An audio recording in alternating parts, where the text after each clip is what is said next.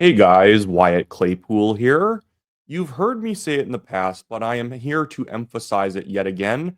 Mark Carney is a terrible candidate for prime minister. I don't know why the liberal power brokers are putting so much behind him because this guy has the ability to fold up like a tent in a second. Yes, he's professional and buttoned down on the surface. The man is a radical on policy. The man also has an extreme penchant for lying, and the lying, it looks like, is going to be his undoing.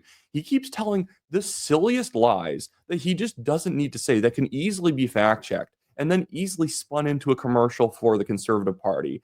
I hope the Conservatives do. I want to show you one that's quite egregious.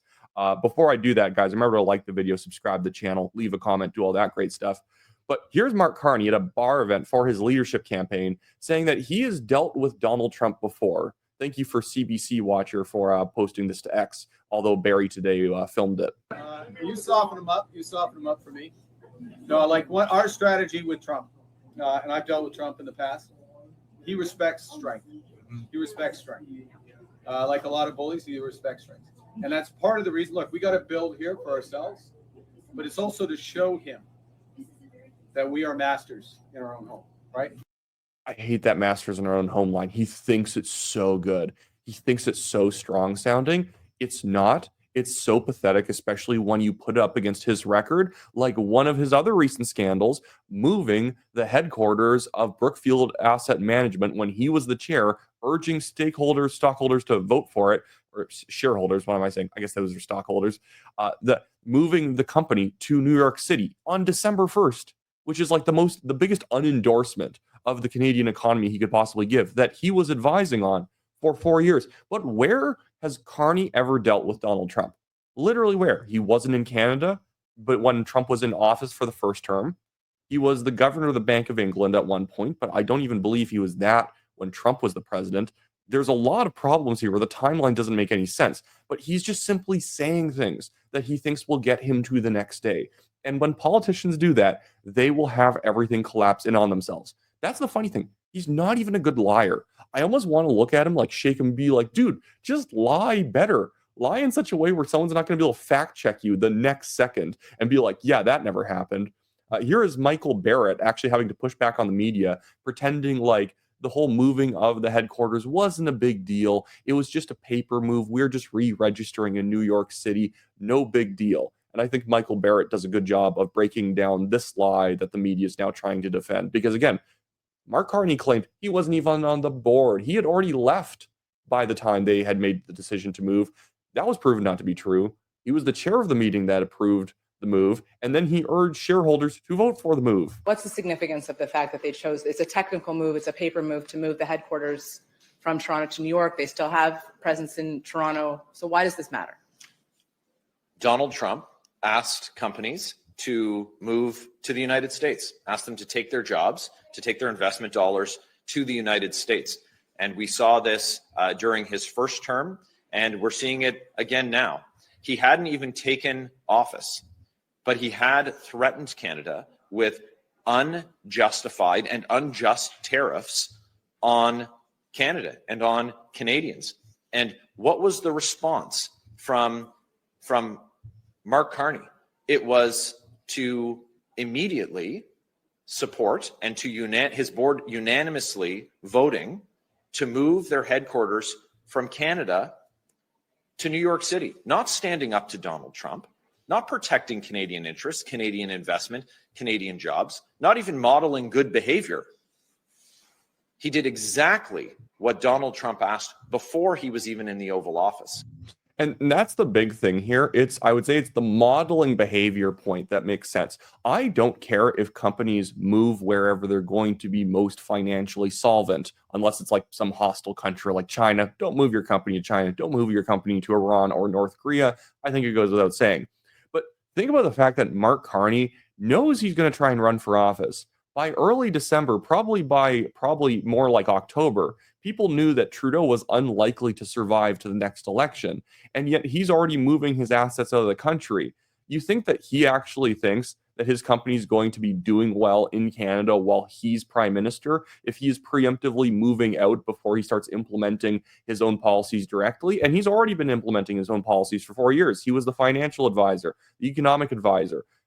In fact, Chrystia Freeland could have washed her hands of all bad decisions that were made because, in theory, Mark Carney was probably forcing her to do a lot of it because he was in charge telling Trudeau what to do. And then if Chrystia Freeland didn't implement it, although she's still a fool, obviously, if she didn't implement it, she was going to get thrown under the bus, which is what was happening right before the Christmas season in December, where she had to up and resign because they were going to blame her for the massive deficit, even though it had nothing to do with her. Again, she's still a bad finance minister.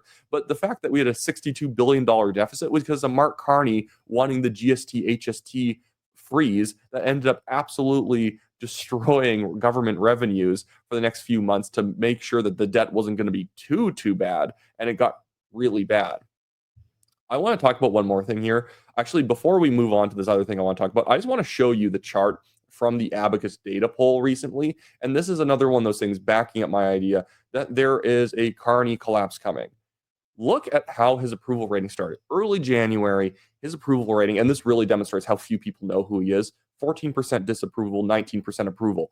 The vast majority of people don't know who he is. Even now, I guarantee, even though these numbers as we go start adding over 50, most people still don't really know about him. He's like a shape in people's minds, but not a real character. And again, his problem is he's also boring. But look at after the first week, his approval shoots up because he's in a liberal leadership race. So naturally, you get a lot of liberals and some probably NDP guys willing to say, well, he seems cool because he's a liberal. And then by February, then after mid-February, his disapproval rating starts shooting up faster than his approval rating is increasing. He went from 20 to 26, where only went from 35 to 36. I don't probably have to tell you that this is a bad thing because there's not much good to say about Mark Carney, but there's increasingly a lot of bad stuff to say. Again, he's in favor of CBDCs, carbon tax tariffs, all this crazy garbage. And at the same time, he's a complete liar. And I love this new meme trend on X about people making up stuff that Carney made up. Like, again, he also has a bunch of lies we can get to about the Bank of Canada and whatnot, that he is, and the Bank of England. He pretends that he's a hero. He was the one who saved the Canadian economy. He had nothing to do with it. That was Stephen Harper and Flaherty back in the day. And then in England, he in fact made the UK's economy worse through basically pressuring the government to pass laws or basically pass spending measures that he found most satisfying, even though as the governor of the Bank of England, you shouldn't be doing that at all. But he was using his leverage because Brexit made everything very contentious, that unless you implement what I want you to implement, I'm going to walk off the job and blame you guys for everything. And a lot of politicians are kind of gutless. And when you threaten them like that, a lot of them will do what you want. We saw that happen tons during COVID. Governors, premiers, like the leaders of countries were unwilling to contradict their medical expert because it's the medical expert. And do I really want the bad news cycle of getting into a fight with the medical expert as some sort of layman?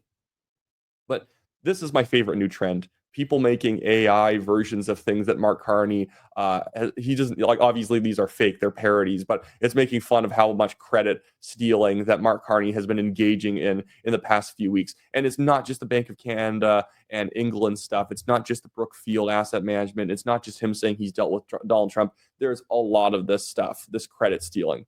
He says, Mark Carney brings home the gold medal for Canada in breakdancing at the 2024 Paris Olympics. I like this one from Marty up north. After receiving his Oscar for his performance in 1971, The French Connection, Gene Hackman thanked Mark Carney for teaching me everything I know about being a great actor. And then this one, Mark Carney coaches Michael Jordan for all of his 6 NBA championships. And that's because that's like really when you boil it down to, he's a braggart who's not even interesting. He's the worst combination that you could possibly have as a leader. It's almost like the acronym BAD works here. He's boring, annoying, and dumb. Anyways, so that should be it for me today, guys. I'm still in Nanaimo. I'm flying home tomorrow, so hopefully one of my videos tomorrow will be in the normal studio. Every once in a while, filming in hotel rooms is slightly annoying, but, at least it changes it up. But other than that, guys, like the video, subscribe to the channel, leave a comment. See you guys later.